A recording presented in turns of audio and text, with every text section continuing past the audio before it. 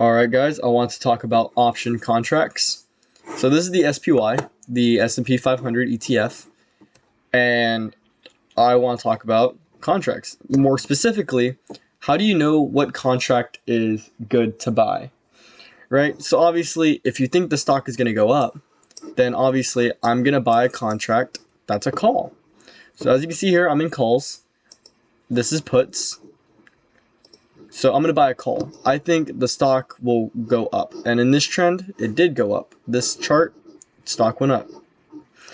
So let's say tomorrow we're setting up for we're at $399.03. I think the stock is going to open up at $400 tomorrow, right?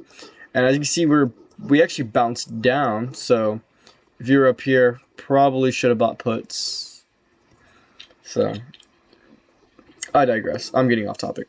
Basically, if I think the stock is going to move up, I'm going to buy calls. If I think the stock is going to move down, I'm going to buy puts. So let's say tomorrow I'm going to swing trade this stock, right? So I'm going to buy an option, and I think the stock is going to go to $400 tomorrow, right? So I'm going to look at a call, and this call is $400, right? So actually, let's go look at 3 days till expiration. So this call is for $400 worth $1.53 per share. Now remember, a contract is worth 100 shares. So you're actually paying $153 for this contract. So what goes into the pricing of this contract? Because as you can see here, this contract is worth $153 when you just saw the same $400 call option. Let's go back up. $400. This is worth 78 cents. So why is this contract priced less than the 3-day this contract? $1.53. So what's the difference? Why am I paying more for this contract than I would pay for the other contract? Well, that's simple. You're paying for a thing that's called time decay. You're paying for time. Now, this contract, you have 3 days. If I buy this $400 call, I technically have 3 days for this call to hit $400. I have time. Now, if I look at this contract expired today. And this $400 call option expired today. So that means I had 0 days until this contract expires. The contract expires today. Like the second the market ends, this contract is worthless. For the stock to hit $400. Yeah, pretty crazy. And if we look over here, this 393 call is $5.02. And if I go into 3 days, 3 days, we looked at a 393 call, and it's worth $5.66. Same call, different price, right? Now, here's the difference between those two. It's not drastically different, like from 72 cents all the way to $1.53. No, this is a couple cent difference, the 393 call. The only difference is it's already in the money. So this option is technically past its break-even point, right?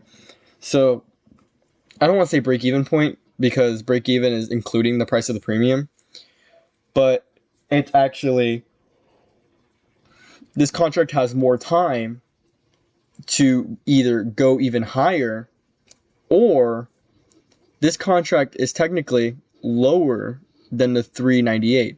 393 is already $5 lower than 398.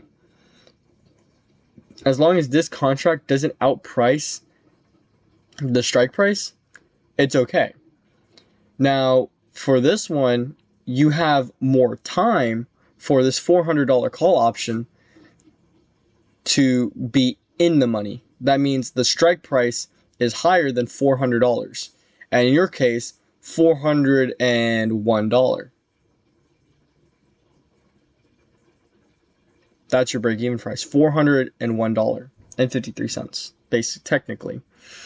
But going off of that, you have more time. I'm going to keep repeating time. Time decay is a very important factor in how much an option's worth. So 3 days for this SPY stock to hit $400. 0 days for this SPY stock to hit $400 is 70 cents, 78 cents. Now, if I go somewhere like, let's say 882 days in the future, the same $400 call option is worth $61. That means I have 882 days for this stock price to be above $400. Now, there's a thing called time decay. The closer this contract comes to expiration, which meaning it expires, the closer it comes to expiration, the more money it loses. So let's actually look at this contract, this $400 call contract. I'm going to click on it, and I'm actually going to try to open a chart on this $400 contract. This contract expires today. So if I view SPY, view chart, and put this up here. Now note, the SPY is not $400 yet. If I look at the days, this contract was made in 06 of 2022. So we had about a month.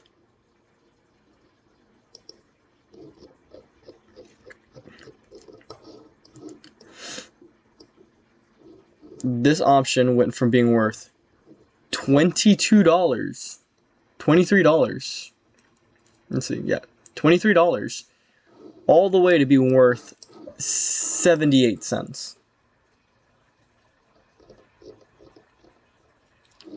Massive dip down. Now, obviously, the SPY stock decreased in value. If you've been watching the S&P 500 over the past, couple days, it actually has fallen in price. We went from 06. Yeah. So we actually dropped in price. As you can see here, this is the SPY. So we've dropped in price since then. But notice how we dropped and came back up. If we look at here, we dropped and really didn't even come back up. That's because every day this option loses money. And as it comes closer to expiration, it loses money. So coming back here, 0 days to expiration, this contract's already worthless. It's after hours already. No one's going to want to buy it. But looking at this $3 contract, this 3 days till expiration, $400 call option, it's $153. So time has a factor in how much an option is worth. The more time you have, the more comfortable you are with your position, the more expensive you're going to pay for it. That's why some people pay for 0 day expiration, because they're not paying for that time value. The option's going to expire today, so there's not much lower the option can go. So that's kind of something you should note. Time is a factor in how much an option's worth. You never get more time, so options only decrease in value unless the stock moves up in price. So if a stock was to stay the same price for, let's say, 3 days, the stock stayed at $3.98 for 3 days, right? This $400 call option is going to lose value. It's going to go from $1.53 to maybe $1.20 to maybe $1 to suddenly it's going to be worth 78 cents, just like that one up there that we saw. You're paying for 3 days, you're paying about let's say, an 80-cent difference. That's $80 you're paying just for 3 days worth of time. So be very wary of how much time your contract has, because you might overpay for time, and you might, if you're doing a contract swing trade, you better hope the stock goes in your favor, because if not only are you going to lose time decay, you're also going to lose the value of the stock. And so I don't know if that sentence made sense, actually. But moving on, there's other things that factor into the price of a contract. You also have volume. So if I look at the volume of the contract, you can see it here. I actually don't know if you guys could see my cursor. So let me make sure you guys can.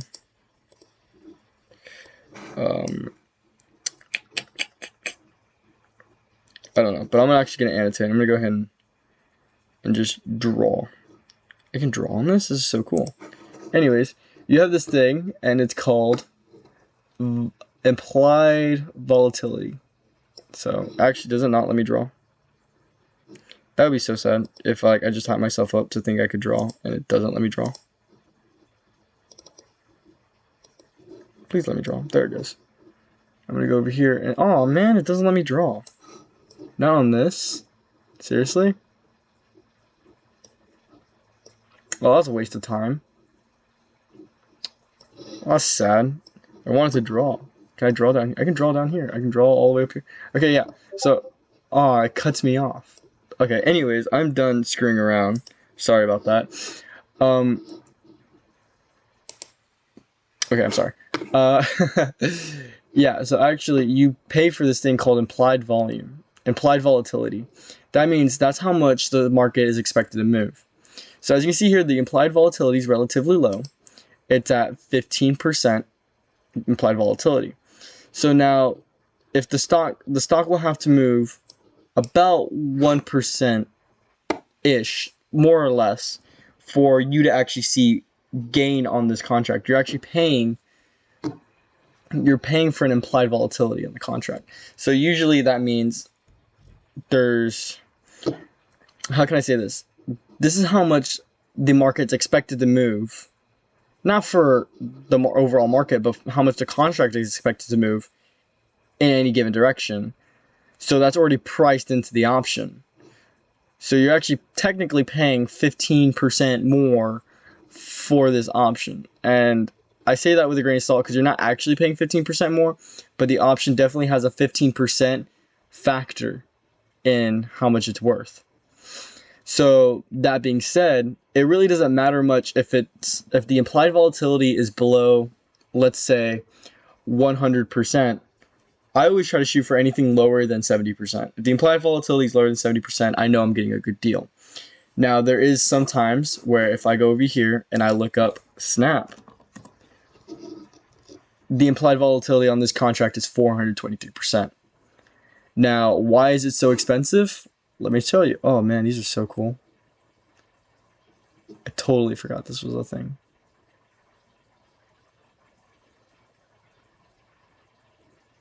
I'm sorry, I'm getting so distracted and I'm like trying to teach you, but I forgot Weeble did this. That's so cool. Anyway, I'm sorry. Yeah, so anyways, you get implied volatility of 423%. That means, look, 0 days to expiration, $1.40. Why would anyone pay for this? Well, let me tell you why. Because the implied volume is so high because a lot of people, Snapchat had earnings.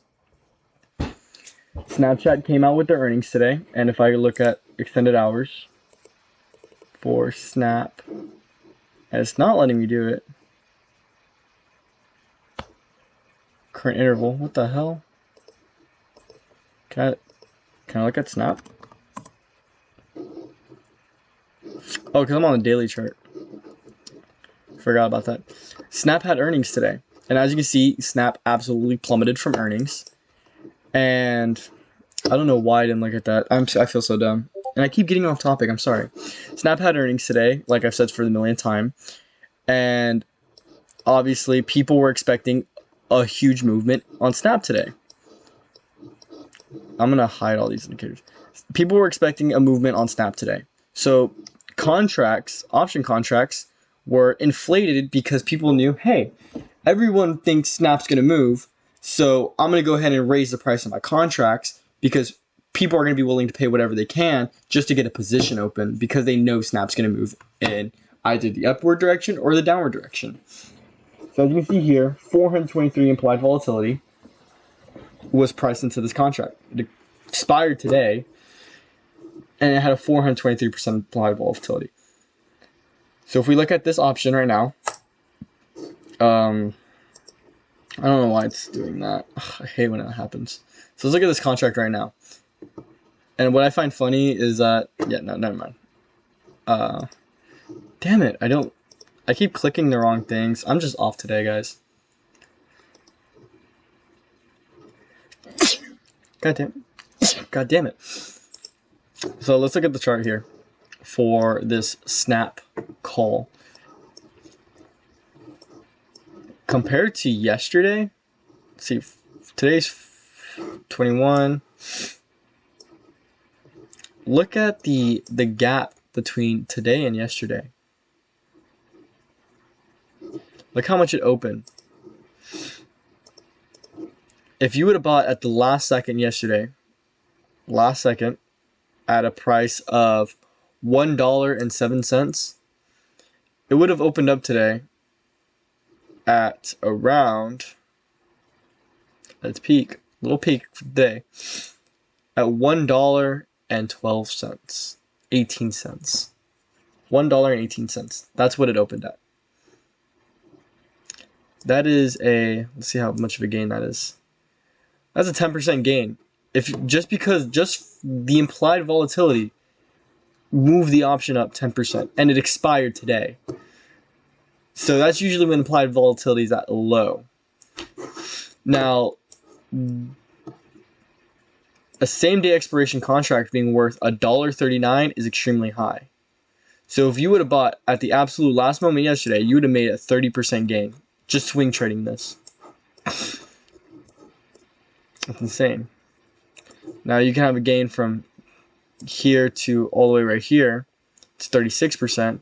All the way over here, 45%. So this option didn't actually move too much in percentage-wise. But there definitely was a gain to be made if you would have held the contract from the last moment that you could all the way to the peak. And if you actually look here, you're only technically down money 2 times within the day. The rest of the day, you're making money. And you're at the peak up here, $1.50. You're up $50 on a contract you would have paid for $1.07. You're up $43. It's crazy. From the absolute peak, at the end of the day, you're up $43. But that's because the implied volatility, Snapchat had earnings today. So a lot of people were expecting movement. People were willing to pay whatever price you wanted for it. So it drove the price of the contract up. And I think I did a video saying Snap calls and puts, and I do a video over an IV crush and implied volatility from earnings. But that's another factor on what makes an option so expensive and what makes an option whatever price it is. Now, there's other things I look at before I buy an option. I never want to buy something with a high implied volatility.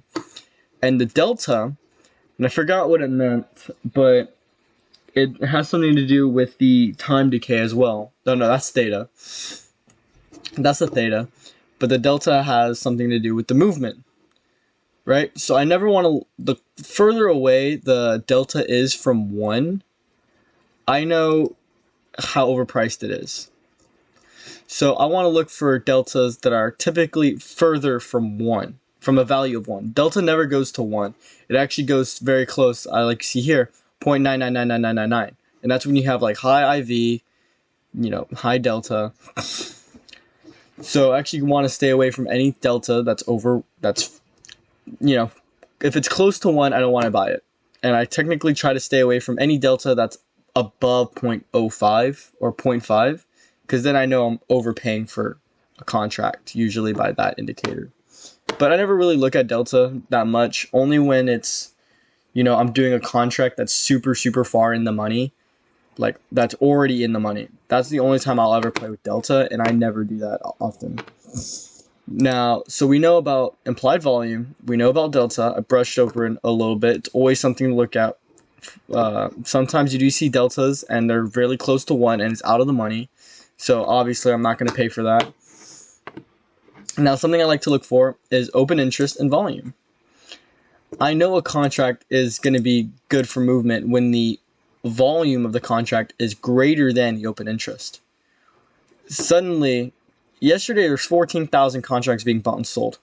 Today, 37,000 contracts are being bought and sold.